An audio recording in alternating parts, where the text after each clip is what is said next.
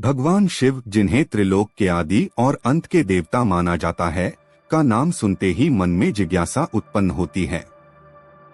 उनकी महिमा और शक्ति का बखान हर धार्मिक ग्रंथ और भक्ति में मिलता है। लेकिन क्या आप जानते हैं कि भगवान शिव का जन्म कैसे हुआ? उनके माता पिता कौन थे? उन्होंने किस प्रकार की शिक्षा प्राप्त की और किसे शिक्षा का दान दिया? आइए हम इस रहस्यमय विषय पर गहराई से चर्चा करते हैं।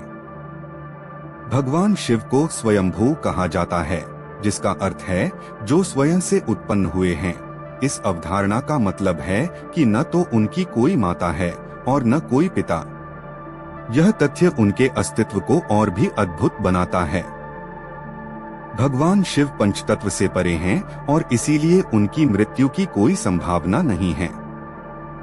उनका अस्तित्व अमर है और उनका न कोई प्रारंभ है न कोई अंत। इसलिए उन्हें अजात यानी जिसका जन्म नहीं हुआ भी कहा जाता है।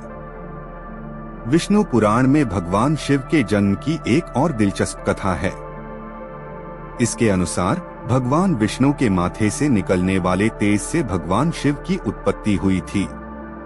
यह विचार इस बात का प्रमाण है कि भगवान शिव की महिमा अन्य देवताओं से अलग है। दूसरी ओर शिव पुराण में वर्णित है कि भगवान शिव के घुटनों से निकले मेल से भगवान विष्णु का जन्म हुआ। यह विभिन्न दृष्टिकोण उनके महत्व और शक्ति को दर्शाता है और यह साबित करता है कि भगवान शिव के जन्म की कहानियों में गहराई है। एक और प्रसिद्ध कथा में भगवान विष्णु और ब्रह्मा जी के बीच यह बहस होती है कि इस संसार में सबसे महान कौन है। इस बहस के दौरान भगवान शिव जलते खंबे के रूप में प्रकट हुए। जब दोनों देवता खंबे के अंत की खोज में निकल पड़े, तब वे अपनी सीमाओं को समझने में असफल रहे। अंत में भगवान शिव ने अपनी महत्ता को प्रकट किया और इस प्रकार भगवान शिव को सबसे महान माना गया।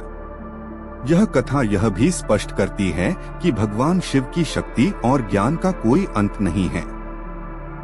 भगवान शिव ने एक बार ब्रह्मा जी से कहा कि वे उनके पुत्र के रूप में जन्म लेंगे।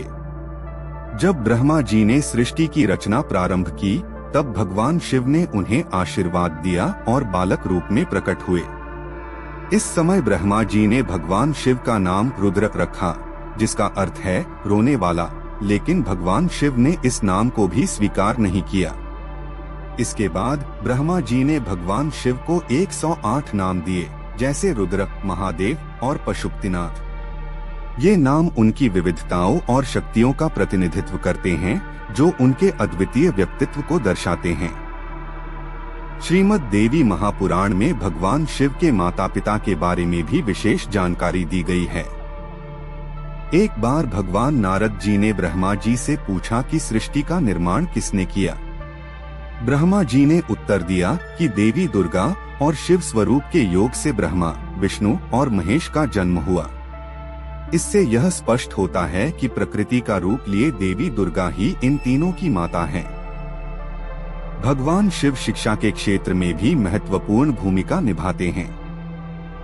वे स्वयं इस संसार के सबसे महान गुरु माने जाते हैं। उनका ज्ञान और अनुभव न केवल ब्रह्मा जी के लिए बल्कि उनके 60 शिष्यों के लिए भी महत्वपूर्ण रहा है।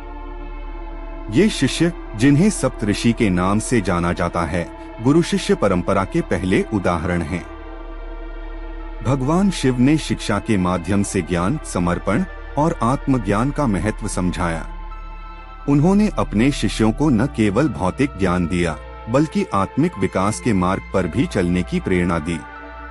भगवान शिव के बारे में यह जानना भी महत्वपूर्ण है कि उन्होंने अपने शिष्यों को केवल शिक्षा ही नहीं दी, बल्कि जीवन के विभिन्न पहलुओं को समझने के लिए भी प्रेरित किया।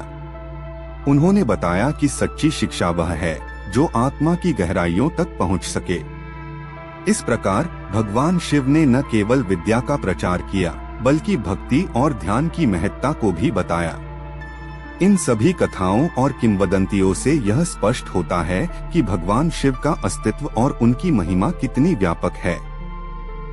उनकी कहानियां न केवल धार्मिक दृष्टिकोण से महत्वपूर्ण हैं, बल्कि वे जीवन के विभिन्न पहलुओं को भी छूती हैं। भगवान शिव की शक्ति, ज्ञान और करुणा का संदेश हर भक्त के लिए प्रेरणादायक है। यदि आपको भगवान शिव के बारे में यह जानकारी पसंद आई हो तो कृपया हमें कमेंट करके बताएं और इस वीडियो को लाइक करना न भूलें। धन्यवाद।